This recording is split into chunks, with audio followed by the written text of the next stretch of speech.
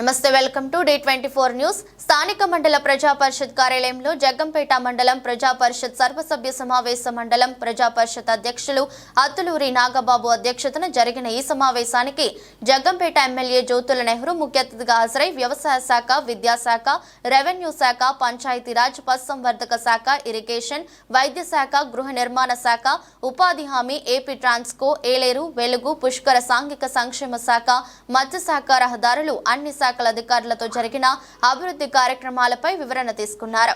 సమన్వయంతో పనిచేయాలని, మండల పరిషత్ అభివృద్ధి పదంలో నడిపించడానికి ప్రతి ఒక్కరూ కృషి చేయాలని ఎమ్మెల్యే అధికారులకు సూచించారు. ఈ కార్యక్రమంలో జడ్పీటీసీ వమ్మి బిందు మాధవి, ఎంపీటీఓ జగ్గంపేట ఎస్ఐ, మండలంలోని వివిధ గ్రామాల సర్పంచ్లు, ఎంపీటీసీలు, వివిధ శాఖల అధికారులు పాల్గొన్నారు. ప్రమాణ స్వీకారం చేసిన తర్వాత నాకు సొంత మండలమైనటువంటి జగ్గంపేట మండలంలో మొట్టమొదటి సర్వసభ్య సమావేశం చాలా ఆహ్లాదకరమైనటువంటి వాతావరణంలో జరగాలి అని చెప్పి నేను అనుకుని ఈ కార్యక్రమాన్ని మీ అందరి సహకారంతో విజయవంతం చేసుకున్నాం.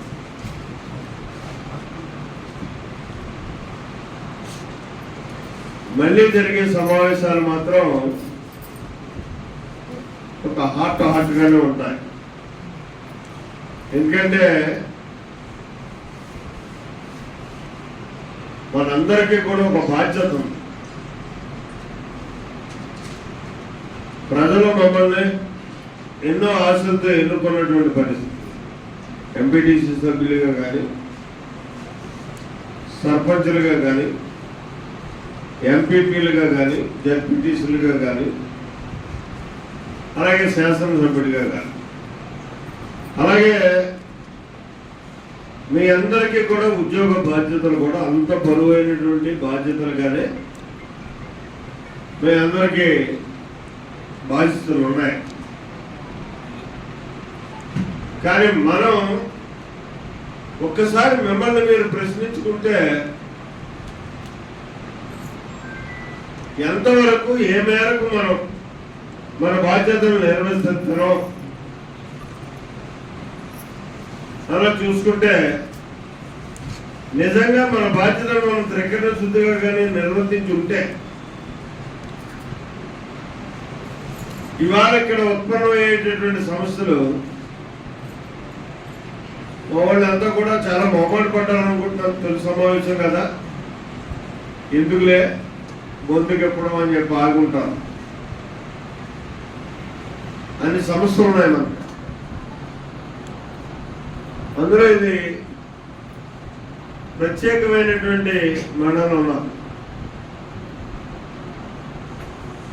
ప్రతి అణువు కూడా తెలుసుకున్నటువంటి మండలం. దీని మీద చాలా బాధ్యతగా అధికారులుగా మీరందరూ కూడా పనిచేయాల్సినటువంటి అవసరం ఉంది. ఎందుకంటే మీరు ఇబ్బంది పడద్దు, నన్ను ఇబ్బంది పెట్టద్దు. ప్రజలు మీకు 60 సంవత్సరాలు అవకాశం ఇచ్చారు, నాకు 5 సంవత్సరాలే అవకాశం ఇచ్చారు.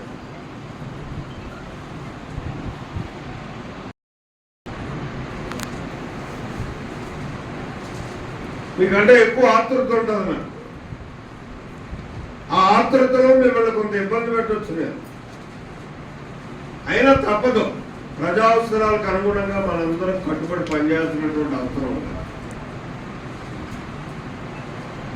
ఆ రకంగా ఇబ్బంది ఉండి చేయలేని వాళ్ళు ఎవరన్నా ఉన్నా నాకు చెప్తే పువ్వుల పల్లకి నుంచి ఇక్కడి నుంచి పంపించేస్తాను, ఎక్కడ ఇబ్బంది లేకుండా మీకు. కానీ నేనైతే మాత్రం నాకు ఎవరిని వదిలేను, బండరా ఎక్కడ ఉన్నా పని చేయడానికి ప్రయత్నం చేస్తాను.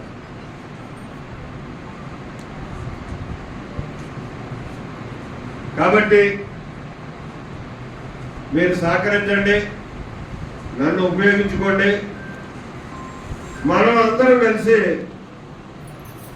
ఈ మండలాన్ని ఒక ఆదర్శ మండలంగా తీర్చిదిద్దుకోవాల్సినటువంటి అవసరం ఉంది. నేను ఇక్కడికి శాసనసభ్యుడిగా ఒక ఎయిమ్తో వచ్చాను. ఎందుకంటే 45 సంవత్సరాలుగా పదవుల్లో లేకపోయినా సరే ప్రజాభిమానంతో నేను ప్రజానాయకుడిగా ఈ నియోజకవర్గంలోనే కానీ ఈ జిల్లాలోనే మనగలిగాను.